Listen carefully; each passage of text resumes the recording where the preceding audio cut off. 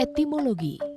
Kata Banjarnegara berawal pada saat seorang tokoh masyarakat bernama Kiai Ageng Maliu yang tertarik akan keindahan alam di daerah sekitar Kali Merawu yang tanahnya berundak terbangun sepanjang daerah aliran sungai.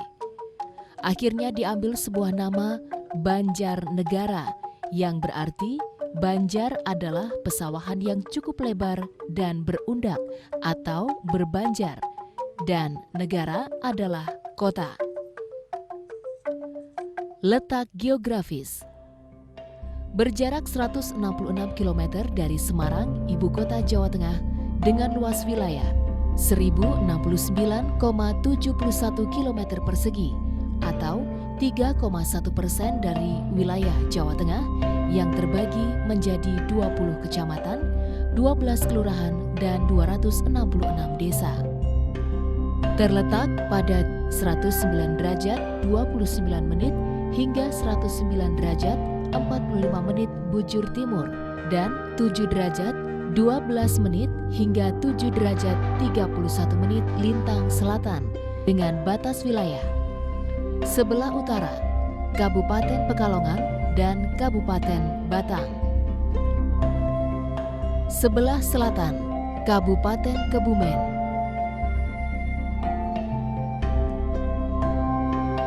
Sebelah timur Kabupaten Wonosobo. Sebelah barat Kabupaten Purbalingga dan Kabupaten Banyumas.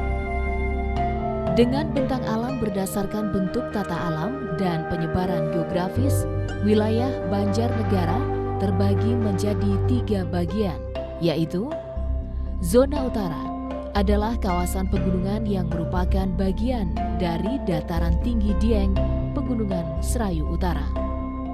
Zona tengah merupakan zona depresi Serayu yang cukup subur. Zona selatan merupakan bagian dari Pegunungan Serayu Selatan. Jarak terjauh dari barat ke timur 50 km dari Kecamatan Susukan ke Kecamatan Sigaluh dan dari utara ke selatan sepanjang 33 km, yaitu dari Kecamatan Kalibening ke Kecamatan Pangedongan.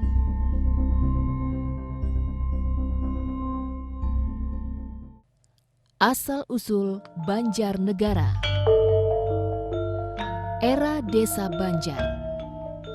Kiai Ageng Maliu adalah seorang tokoh agama dan masyarakat yang pertama kali mendirikan pondok atau rumah di daerah sekitar Kali Merawu dengan bentang tanahnya yang berundak, berbanjar sepanjang kali. Pada perkembangan selanjutnya, perkampungan tersebut berkembang menjadi sebuah desa. Desa yang kemudian diberi nama Banjar sesuai kondisi geografisnya berupa sawah yang berpetak-petak. Atas dasar musyawarah penduduk, maka diangkat sebagai Kiai Ageng Maliu Pertinggi Banjar.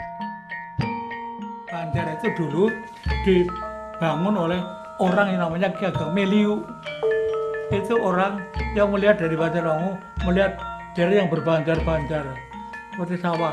Banjar-banjar, aduh sangat indah. Ya, desa ini saya beri nama Banjar. Karena kepemimpinan Kiai Ageng Maliu, desa Banjar semakin berkembang dan ramai, yang akhirnya menjadi cikal bakal Kabupaten Banjarnegara. Era Kabupaten Wirasaba.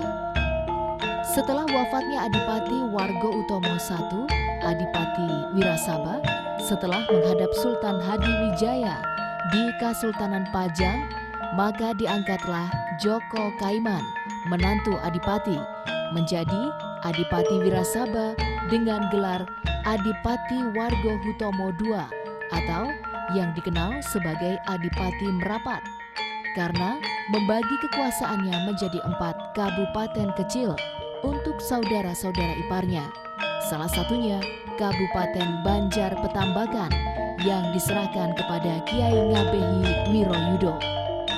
Peristiwa tersebut merupakan awal adanya pemerintah Kabupaten Banjar Petambakan sebagai cikal bakal Kabupaten Banjarnegara. Era Kabupaten Banjar Petambakan. Kiai Ngabehi Wiroyudo merupakan Bupati Banjar Petambakan pertama yang memerintah pada kurang lebih tahun 1582. Kabupaten Banjar Petambakan di bawah Kiai Ngabehi Wiroyudo tidak berkembang. Kabupaten Banjar Petambakan tidak tercatat ada yang memerintah. Karena cukup lama tidak ada yang memerintah, maka setelah diangkatnya R. Banyakwide sebagai Kliwon Banyumas tetapi bermukim di Banjar Petambakan, ada yang menyebut Banyakwide adalah Bupati Banjar Petambakan setelah pemerintahan Ngabehi Wiroyudo. Sepeninggal R. Banyakwide, Kabupaten Banjar Petambakan diperintah oleh R. Ngabehi Mangunyudo I yang kemudian dikenal dengan julukan Hadipati Mangunyudo Sedoloji atau Benteng karena beliau gugur di Loji saat perang melawan Belanda di Kartosuro. Kebenciannya terhadap Belanda ditujukan sewaktu ada geger perang Pracino atau pecinaan, yaitu pemberontakan oleh bangsa Tionghoa kepada VOC saat Mataram dipimpin Pakubuwono II. Atas konflik yang kedua itu zaman pemberontakan Pacinan yang dipimpin oleh Sinun Garndi itu pada tahun 1742. Ngabehi Mangunyudo I sebagai Bupati Mancanegara minta izin untuk menghancurkan Loji VOC di Kertasura. Pakubuwono II mengizinkan dengan satu permintaan agar tidak membunuh pasangan suami istri orang Belanda yang berada di loji paling atas. Akhirnya perang pun terjadi antara prajurit R. Ngabehi Mangunyudo I dengan pasukan VOC tahun 1743. Melihat prajuritnya banyak yang tewas, Adipati Mangunyudo I marah. Seluruh penghuni loji dibunuhnya. Bahkan beliau lupa pesan Sri Susuhunan Pakubuwono II. Melihat masih ada orang Belanda yang masih hidup di bagian atas loji, maka R. Mangunyudo I mengejar dan berusaha membunuh pasangan suami istri orang Belanda yang sebenarnya adalah Pakubuwono II dan Permaisuri yang sedang menyamar. Merasa terancam jiwanya, Pakubuwono II akhirnya membunuh Adipati Mangunyudo I yang sedang kalap di loji VOC tersebut. Sebab itulah kemudian Adipati Mangunyudo I dikenal dengan sebutan Adipati Mangunyudo Sedoloji. Era Kabupaten Banjar Watulembu. Pengganti Adipati Mangunyudo I adalah R. Ngabehi Kentol Kertoyudo yang kemudian bergelar R. Ngabehi Mangunyudo II. Dalam Perang Diponegoro lebih dikenal dengan R. Tumenggung Kertonegoro III atau Mangunyudo Mukti. Pada masa pemerintahan, kabupaten dipindahkan ke sebelah barat Sungai Merawu dan kemudian dinamakan Kabupaten Banjar Watulembu. Sikap Adipati Mangunyudo II yang sangat anti terhadap Belanda dan bahkan turut memperkuat pasukan Diponegoro dalam perang melawan Belanda berakibat R. Ngabehi Mangunyudo II pada tahun 1831 dipecat sebagai Bupati Banjar Watulembu. Kemudian status Kabupaten Banjar Watulembu diturunkan menjadi distrik dengan dua penguasa, yaitu R. Ngabehi Mangunbroto dan R. Ngabehi Ranudirejo. Era Kabupaten Banjarnegara. Tumenggung Dipoyudo IV selama Perang Diponegoro dapat mengatasi pasukan Pangeran Diponegoro yang dibantu oleh pasukan dari Kabupaten Banjar Watulembu dan dianggap berjasa kepada Kerajaan Mataram. Pada waktu itu terdapat ikatan perjanjian dengan Belanda.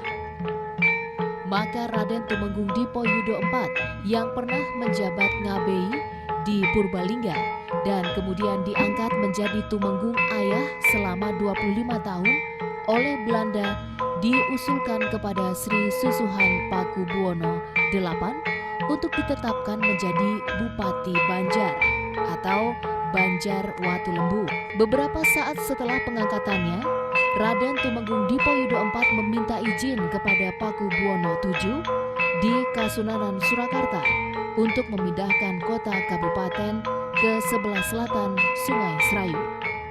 Setelah permintaan tersebut dikabulkan, maka dimulailah pembangunan kota kabupaten yang semula berupa daerah persawahan.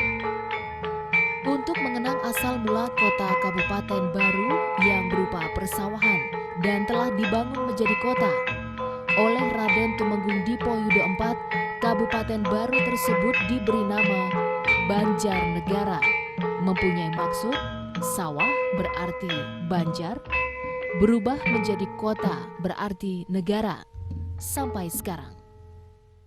Setelah segala sesuatu siap, Raden Tumenggung Dipoyudo IV sebagai bupati beserta semua pegawai kabupaten pindah dari Banjar Watulembu ke kota yang baru, Banjarnegara.